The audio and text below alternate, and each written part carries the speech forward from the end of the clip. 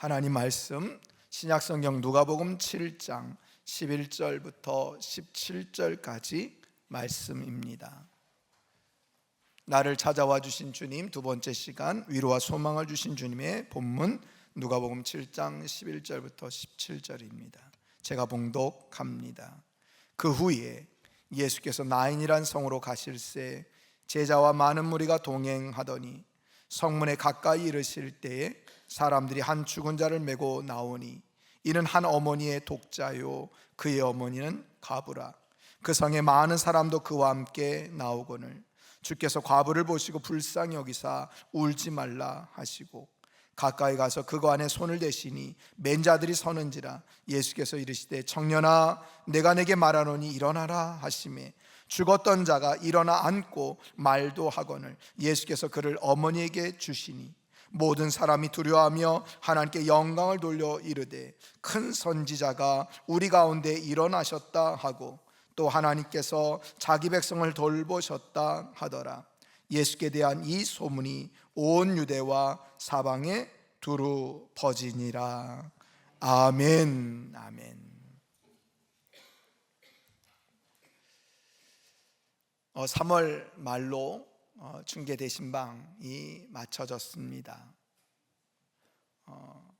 제가 신방을 하면서 느낀 것들이 있는데 많은 것들을 느끼고 경험했지만요, 그 중에 한 가지를 좀 들자면 대신방을 하면서 깨닫고 경험한 것이 있는데 우리 성도님들의 삶이 굉장히 힘들구나, 많이 어렵구나 하는 것들을 다시 한번 알게 되었습니다.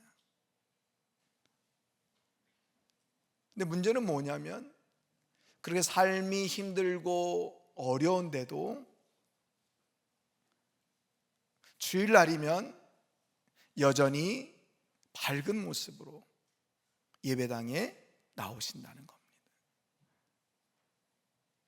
신방 가서 얘기를 하다 보면 여기도 아파요, 저기도 아파요, 이렇게 아픈 곳이 많고 그래서 밤잠을 설치고 그 아픈 것을 참느라고 병원에 늦게 가면 의지의 한국인이 왔다고 그렇게 말을 듣는 그런 상황임에도 불구하고 그 아픈 몸을 이끌고 힘든 삶을 이끌고 주일이면 여지없이 밝은 모습으로 웃는 표정으로 교회에 나오신다는 거예요. 그래서 제가 묻지요. 아니 왜 말씀을 안 하셨어요? 같이 기도하고 같이 하나님의 은혜를 경험하고 응답을 경험하면 좋을 텐데 왜 말씀 안 하셨어요? 그러면 나 뭐라고 말씀하세요? 목사님, 그렇지 않아도 신경 쓸 거 많은데,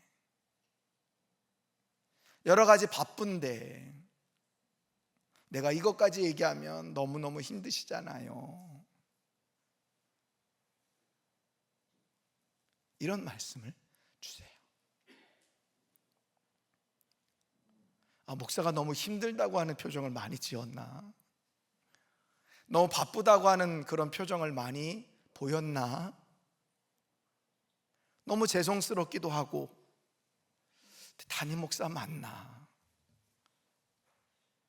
이런 생각이 들었습니다.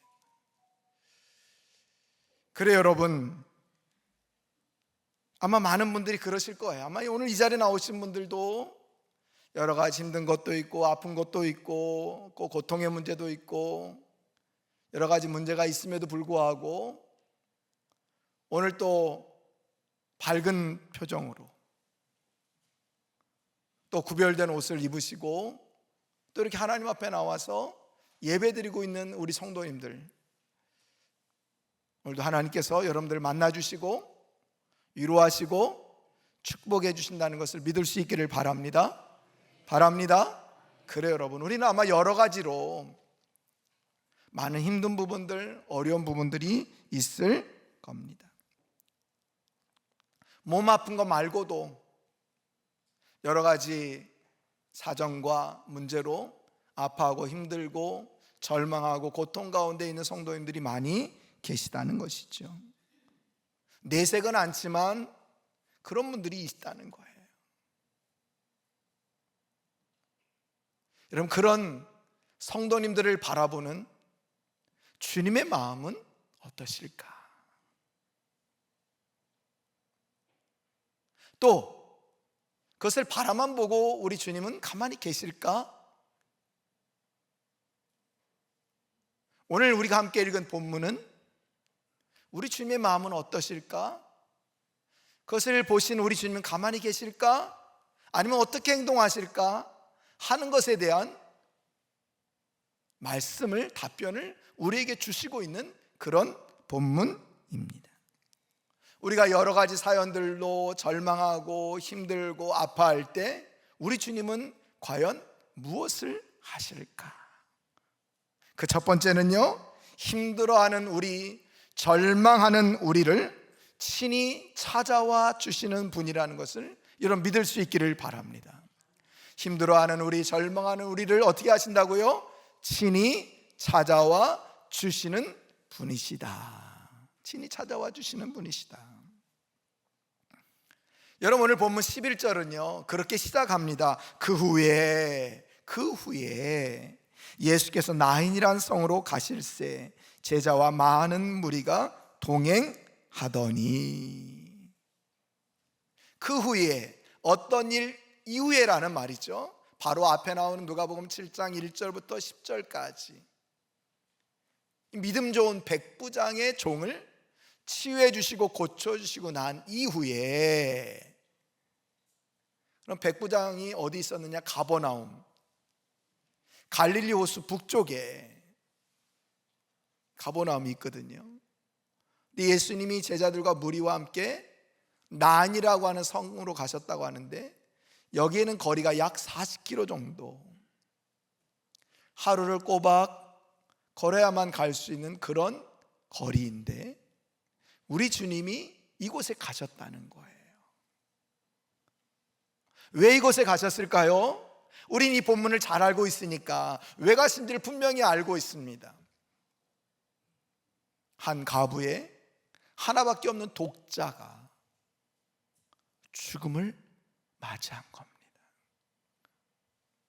그래서 우리 주님은요 하루길을 그냥 한다름에 달려가셨다는 거예요. 참 오늘 이 말씀이 재미난 부분이 있는데요, 이 나인이라고 하는 성, 나인성 할 때 이 나인이라는 말이 이 히브리어로, 구약의 히브리어로 즐거움, 유쾌함 이런 뜻을 갖고 있습니다. 근데 오늘 이 누가복음의 저자 누가는요 의도적으로 우리에게 이렇게 얘기를 하는 거예요. 그 즐거움과 유쾌함의 도시 나인성에 전혀 즐겁지 않고 유쾌하지 않은 한 과부가 있다. 절망과 아픔 가운데 있는 한 과부가 있어서 우리 주님은 그녀를 만나기 위해서 친히 한달음에 달려가셨다 라고 말씀해주고 있는 겁니다. 이 과부가 도대체 어떻길래 우리 주님은 산 넘고 물 건너서 그냥 한달음에 그 하루길을 달려가셨을까요?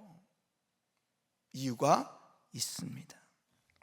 이 한 과부의 유일한 소망인 아들이 죽었기 때문이기도 하지만요, 이 과부라고 하는 모습 때문에 그렇습니다. 이 과부, 성경에 참 많이 나오는 단어 아닙니까? 이게 히브리 말로 알마나라는 이름입니다. 과부를 히브리어로 알마나라고 부른다는 거예요. 근데 이 알마나의 뜻은 뭐냐? 벙어리.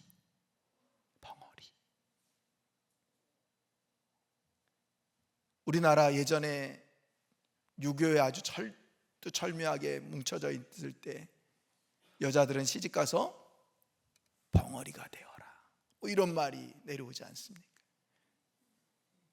왜 과부를 알마나 벙어리라고 했을까요?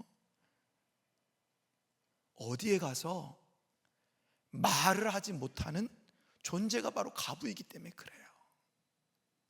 진짜 벙어리이기 때문에 벙어리라고 얘기하는 게 아니라 누구도 과부의 말을 들어주는 자가 없는 거예요. 한마디로 사회에서 소외당하는 사회적 약자, 아무도 돌보지 않는 그런 사람이 바로 과부, 알마나 벙어리라는 사람이라는 거예요.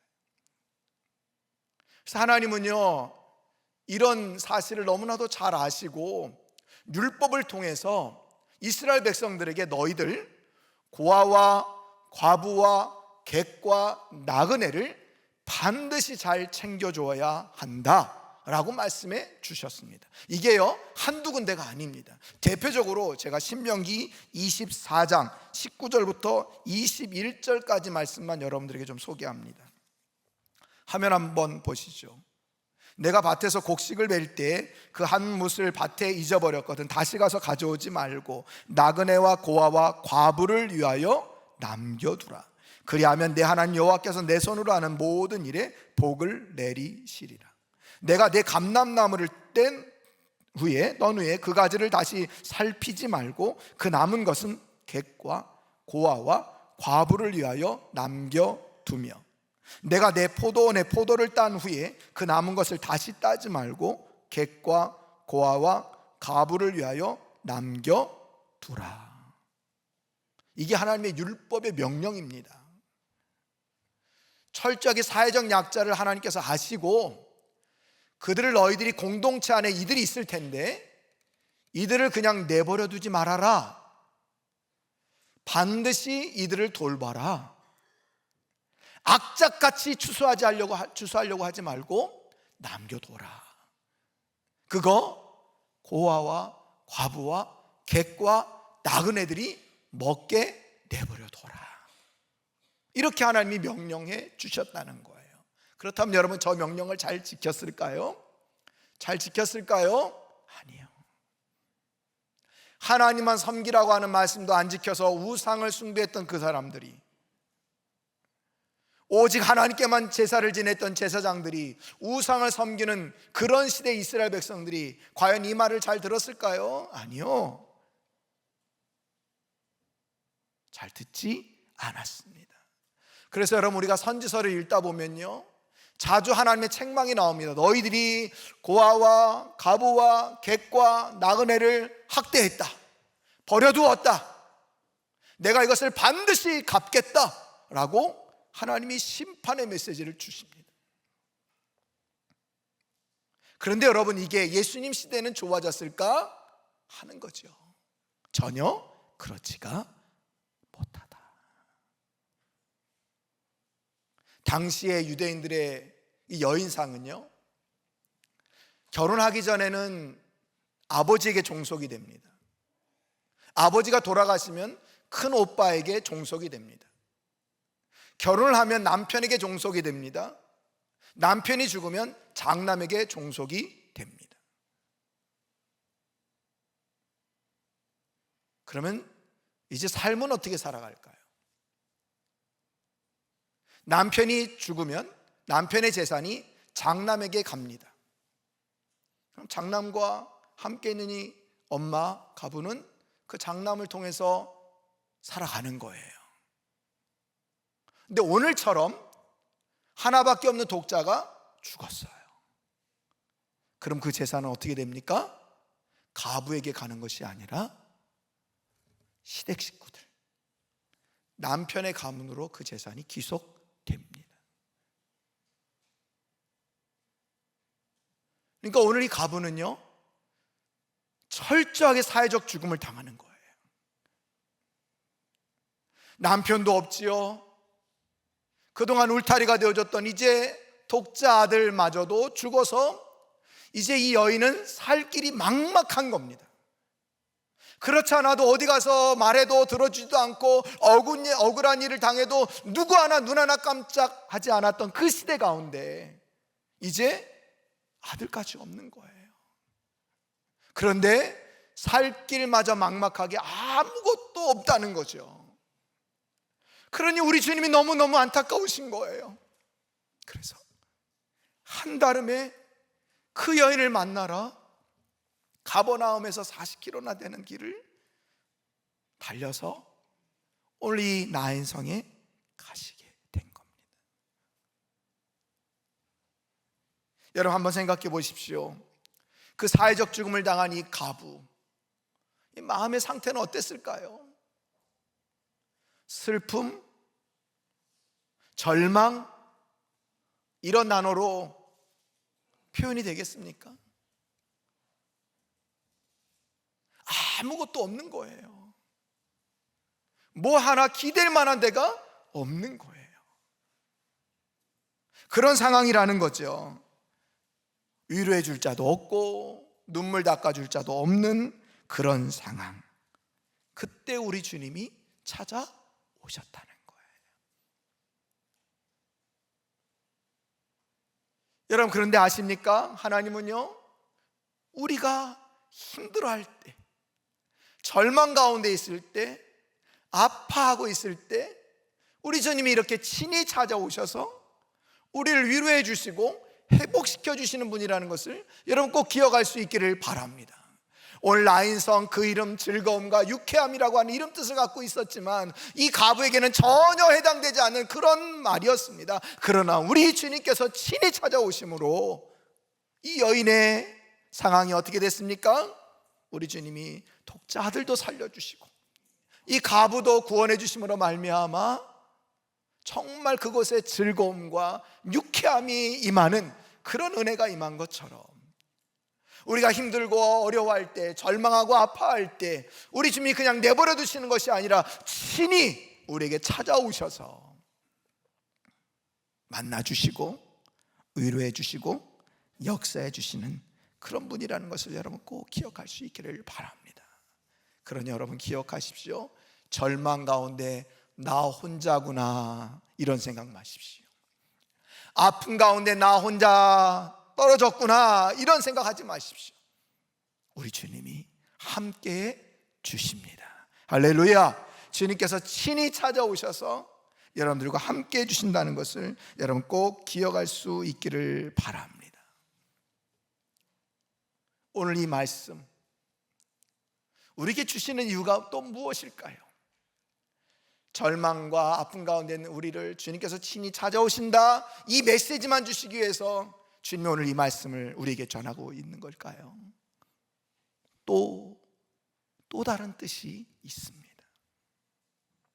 바로 우리 주님이 이렇게 눈물의 현장에, 고통과 아픔 가운데 있는 그 현장에 우리 주님께서 친히 찾아가 주셨던 것처럼 이제 오늘 이 말씀을 듣고 있는 저와 여러분들도 아픔과 고통 가운데 있는 자들을 친히 찾아가라 라고 말씀해 주고 계시다는 겁니다.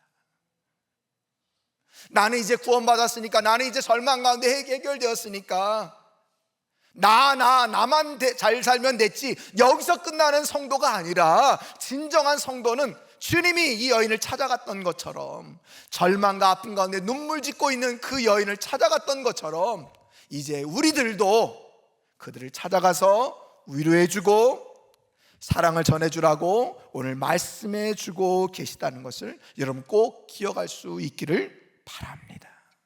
그래요 여러분. 그래서 여러분 우리 모두가 오늘 주님처럼 아픔의 현장, 고통의 현장, 절망의 현장에 친히 찾아갈 수 있는 우리 교회와 우리 성도님들이 다 될 수 있기를 간절히 축원드립니다. 두 번째로 힘들어하는 우리, 절망하는 우리를 보시고 불쌍히 여겨 주시는 분이십니다.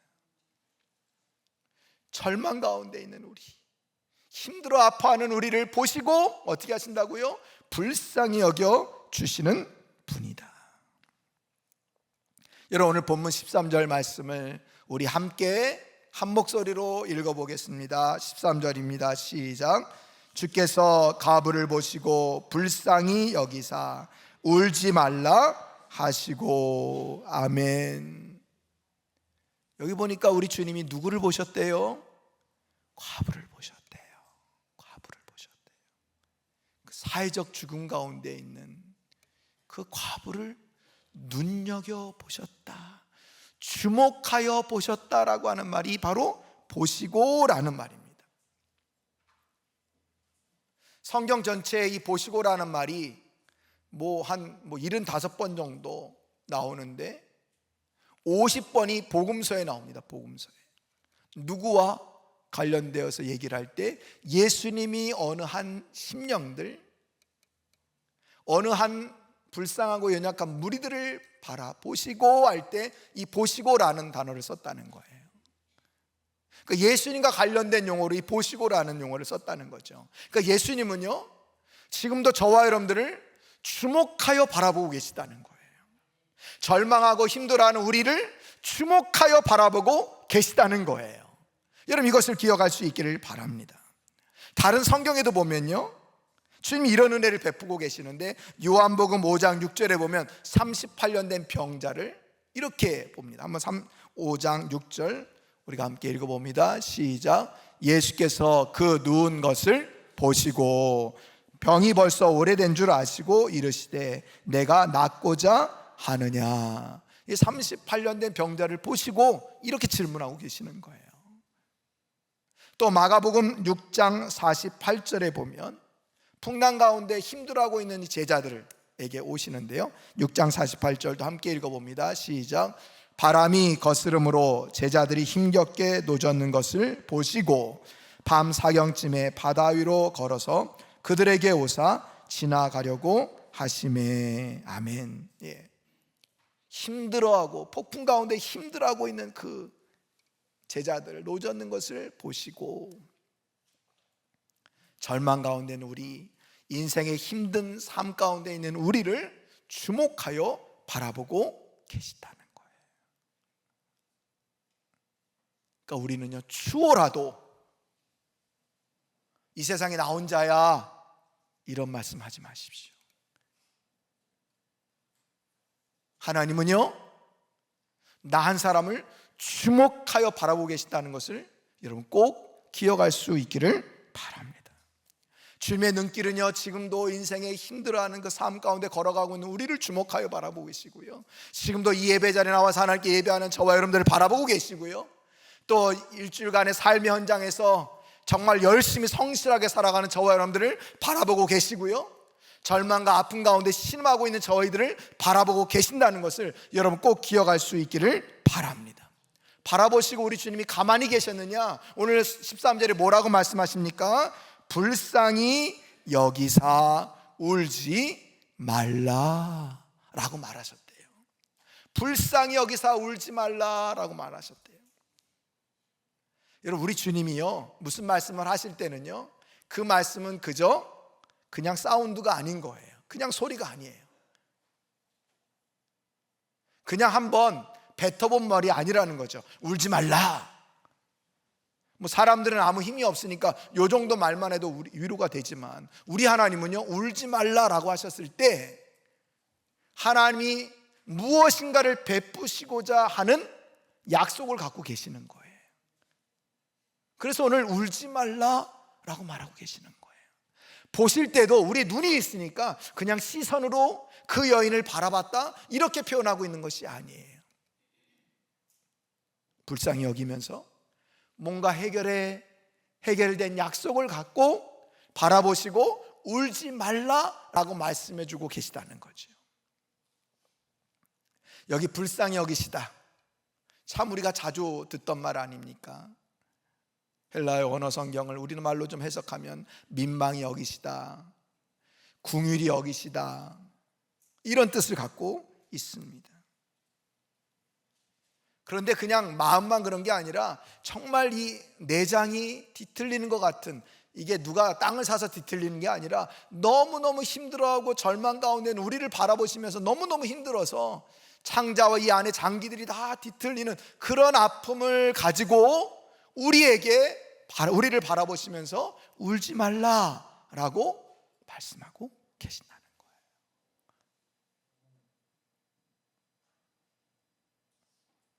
그래, 우리 주님은요, 이렇게 우리에게 찾아오셔서 바라보시고 울지 말라라고 말씀해 주시는 분이라는 거죠. 우리를 불쌍히 여겨주신다는 것, 여러분 이것을 기억하실 수 있기를 바랍니다. 그래, 오늘 이 시간에도 주님 우리를 바라보시고 아무도 모르게 울고 있는 우리들에게 울지 말라라고 말씀해 주시는 주님인 것을 여러분 경험할 수 있기를 바랍니다. 또 한 가지 오늘 이 말씀은요, 또 우리에게 주시는 교훈이 있습니다. 내가 너희들을 바라보고 불쌍히 여기는 것처럼 너희들도 절망과 아픔 가운데 있는 많은 이웃들을 불쌍히 여기고 긍휼히 여겨라, 그들을 주목하여 바라봐라 라고 명령하고 계시다는 것을 여러분 기억할 수 있기를 바랍니다. 우리는 이 말씀을 통해서 하나님 나 불쌍히 여겨주시니까, 나 바라봐 주시니까 너무너무 감사해요, 이것으로 끝나는 것이 아니라 지금도 눈물 짓고 있는 자들, 지금도 아파하고 있는 자들, 그들을 어떻게 하라고요? 불쌍히 여기라는 거예요. 이런 예를 들면서 주님은요, 우리가 누가복음 지금 매일 성경을 통해서 묵상해서 잘 아시지 않습니까? 누가복음 10장에 보면 강도 만난 사람이 나오지 않습니까? 다 도망가요. 다 도망쳐요. 누구도 강도 만난 사람에게 가까이 가지 않습니다. 그런데 누가?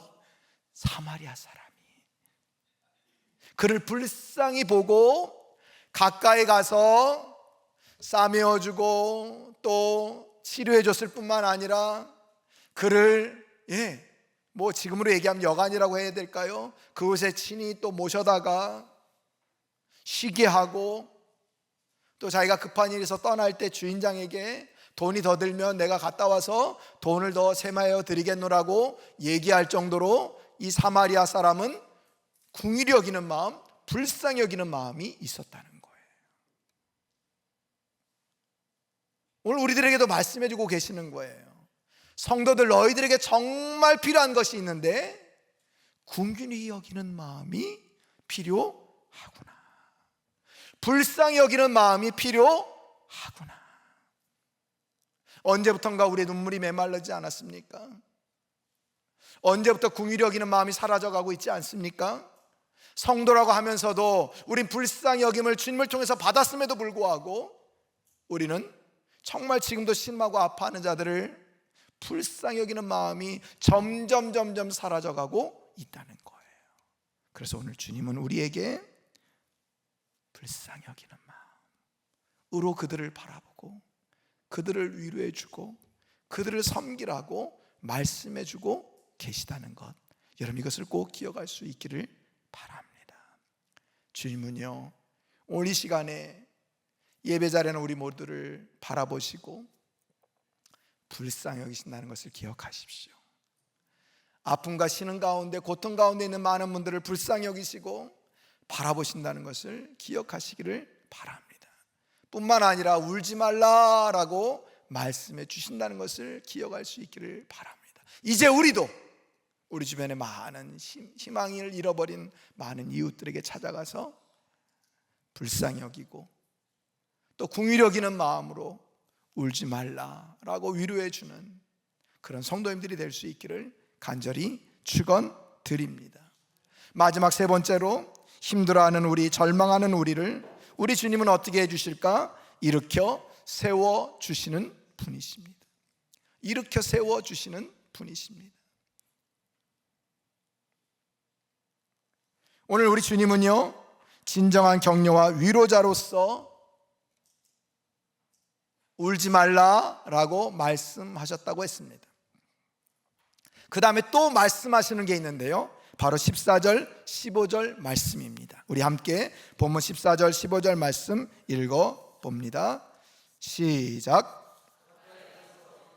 손을 대시니 맨 자들이 서는지라. 예수께서 이르시되 청년아 내가 내게 말하노니 일어나라 하시매 죽었던 자가 일어나 앉고 말도 하거늘 예수께서 그를 어머니에게 주시니. 아멘, 아멘.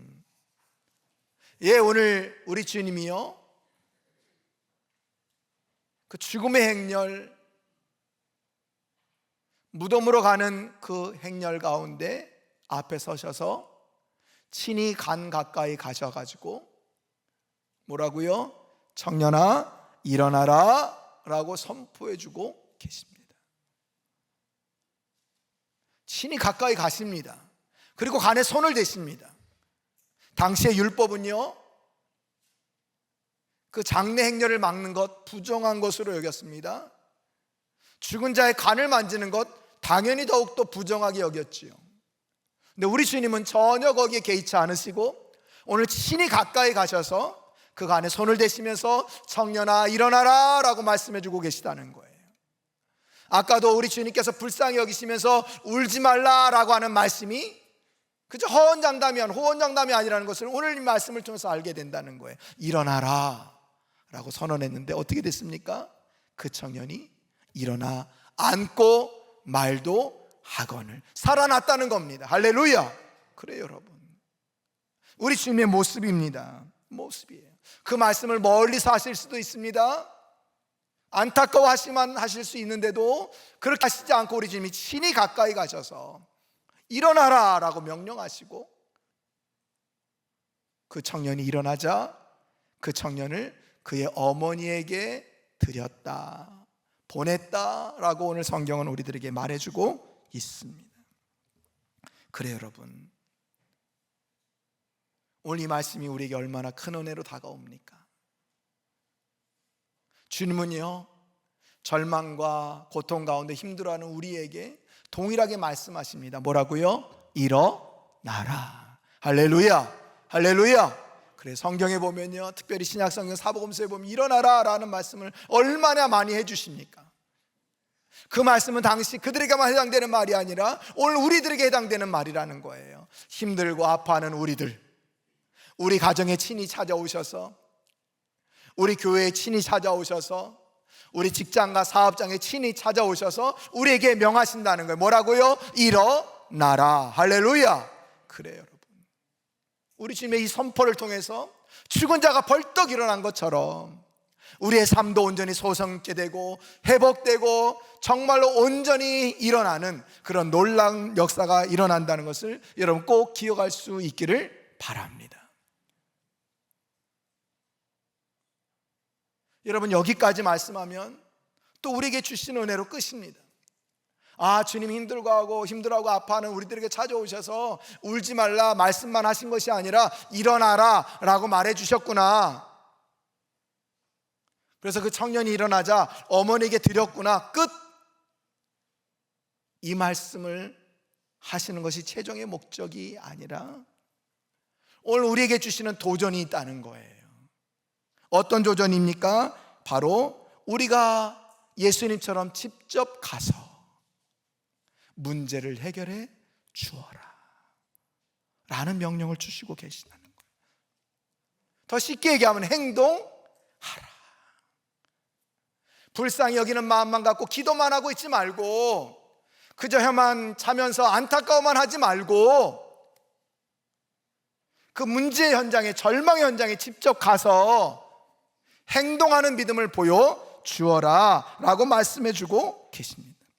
여러분, 우리가 사는 세상에는요, 눈물의 현장이 얼마나 많이 있습니까? 다행히 산불이 잡혔지만 그 경북 일대에 일어난 그 산불을 통해서 얼마나 많은 이재민이 생겨났습니까? 하루아침에 모든 터전을 다 잃은 그들의 모습을 우린 보고 있지 않습니까? 누가 위로해 줍니까? 참 감사한 것은요, 우리가 함께 지금 물질로 후원하고 있는 한국기독교연합봉사단이 그 산불의 현장에 제일 먼저 달려가서 텐트를 치고 그곳에서 라면을 나눠주고 생수를 나눠주고 위로해주고 생활품 이렇게 박스에 담아서 이게 나누는 사진을 제가 보게 되었는데 얼마나 감사한지, 기쁨으로 그 일을 감당하고 계시더라고요. 우리도 또 거기에 동참하고 있으니 또한 감사하더라고요. 근데 여러분, 우리는 헌금했으니까 할 일을 다 했다? 여기서 끝나면 안 된다는 거죠. 하나님은 친히 가서 우리가 함께 행동하는 신앙인으로 위로해주는 성도가 되기를 원하신다는 거예요. 여러분, 지역사회에 우리 주변에도 아픔과 고통 가운데 있는 자들이 얼마나 많이 있습니까? 우리가 작년에 여러분들 강구했던 것처럼 지금도 우리 주변에 수도세, 전기세, 가스비 이걸 못 내서 아파하고 신음하는 분들이 계시다는 거예요. 그래서 우리 작년에 저희들이 20명을 선정을 해서 20가정을 선정해서 돕는 일을 하지 않았습니까? 우리가 이런 일들을 더 힘써 해야 되겠다. 안타까운 것은요, 최근에 어떤 뉴스를 들어보니까 강 건너 강남구에 한 60대 혼자 사시는 이 남자분이 죽음으로 발견된 거예요. 그분이 바로 가스도 끊기고 전기도 끊기고 모든 것이 다 끊긴 분이었죠. 그래서 지역 주민센터에 가서 도와달라고 했는데 도와드리겠습니다 라고 말까지 듣고 왔는데 예산이 다른데 다 집행이 되고 배정되었기 때문에 도와줄 수가 없다. 그래서 아무 도움을 받지 못했던 거예요. 제가 설교 시간에 강남구를 폄하하는 것은 아닙니다. 여러분, 우리나라 재정 자립도 1위가 강남구 아닙니까? 그런데도 그렇게 사회적 죽음으로 내몰려서 죽어가는 자들이 우리 주변에 있다는 거예요. 우리 이웃들 가운데는 없을까요? 오늘 주님은요, 이 말씀을 주시면서 너희들도 힘을 얻고 내가 너희들 그렇게 일으켜 세워줄 거다 라는 말씀만 주신 것이 아니라 이제 너희들도 그렇게 일으켜 세움을 받았으니 주변에 아파하고 신음하는 사회적 죽음 가운데 있는 많은 자들이 찾아가서 주의 사랑을 전해라, 너의 사랑을 전해다오, 이렇게 말씀해주고 계시다는 거예요. 눈을 돌려 여러분, 해외는 어떻습니까? 우크라이나는 아직도 전쟁 가운데 있습니다.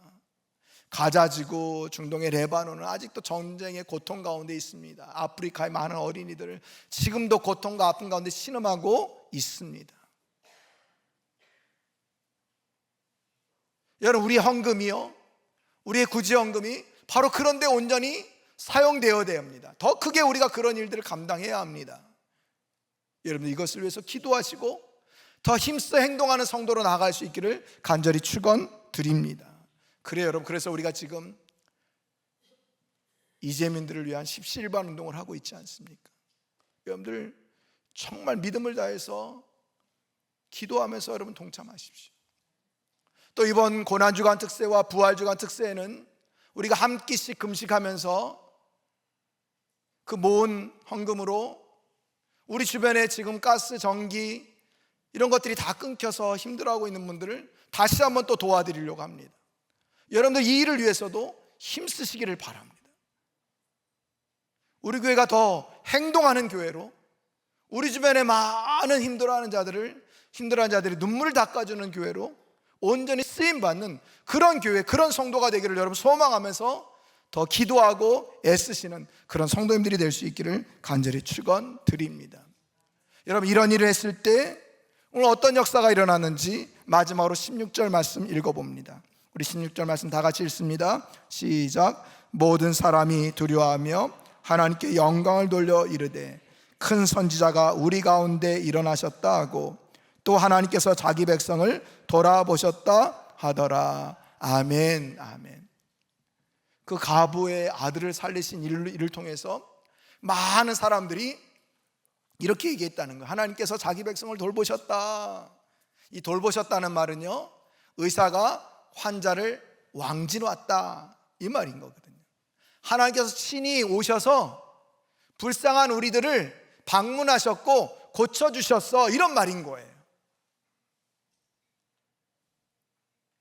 그리고 하나님께 영광을 돌렸대요.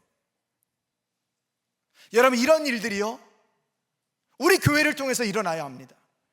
우리 성도들을 통해서 일어나야 합니다. 우리가 오늘 주님께서 주신 말씀처럼 힘들어하고 아파하는 자들 친히 찾아가서 그들을 불쌍히 여기면서 그들을 일으켜 세워주는 일들을 우리가 직접 행동으로 감당할 때 그들은 우리를 통해서 살아계신 하나님을 경험하게 될 것입니다. 그리고 그들의 입으로 외칠 겁니다. 하나님이 정말 우리를 돌보셨어. 그러면서 하나님께 영광을 돌리게 되는 겁니다. 하나님 이 일을 원하고 계시는 것이지요.